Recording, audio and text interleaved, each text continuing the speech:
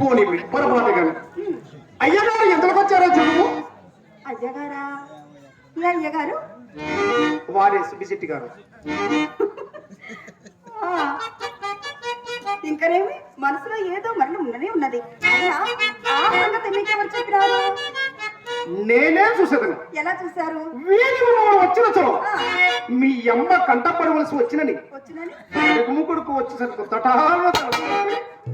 బయటకు వచ్చిన ఆ పాటను అతను చూసి నన్ను చూసి ఒకరినప్పుడు తెల్లపోయినాం. అంతటా అతను మామకులన్నట్టు కొంత దూరం కొడుకోలాడుతూ వెంట వేగదను. అతని రాకను కూర్చి ఇతడు అడిగే ఉండునా? పోనీ అడిగినను కోమటి బిడ్డ కదా, మరి కోమటి బిడ్డ సాత్రం ఎంత కొసరుగా నిజం మాత్రం చెప్పలేడు.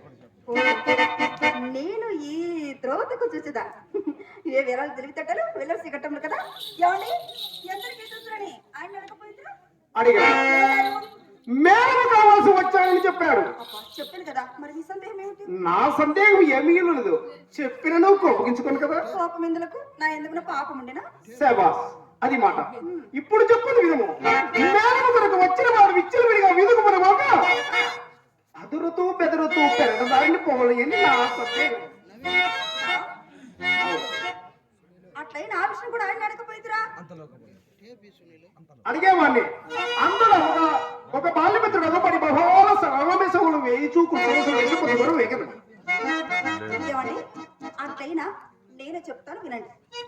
వేరే గురించి మాట్లాడకై మాయమ్మ అతను వెంట పెట్టుకుని మా ఇంటికి తీసుకొని వచ్చినది. ఇంటికి వచ్చిన వారిని గౌరవించుట మర్యాద చేయట నా క్రమం కదా. కూర్చుని మరి కూర్చి వేసి వారికి తాంబూలం ఇవ్వబోగా ఆమెను వచ్చిన పని విడిచిపెట్టి నాటక ప్రసంగాలన్నీ మొదలు పెట్టాడు.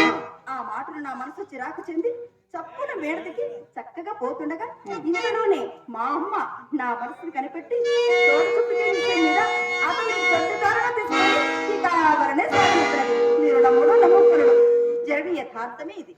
వెర్రి మామ, నీ మాటలు వేదముగా ఎప్పుడు నేను నమ్మలేదు. నీవు నాతో నలసంతైన అబద్ధం ఆడమనియే నమ్మకం. ఏమండి నీ తోడనే కాదు, నేను ఎవరితోనూ అబద్ధమాడను. చింతామణి ఈ కులంలో పుట్టవలసింది కానీ శ్లాఘించుడుకు ఇదే కదా కారణము. సందేహమేమి? ఎవరు పోటవేయాలో నేను ఎన్నిసార్లు శ్లాఘింపలేదు చింతామణి, ఎన్నిసార్లు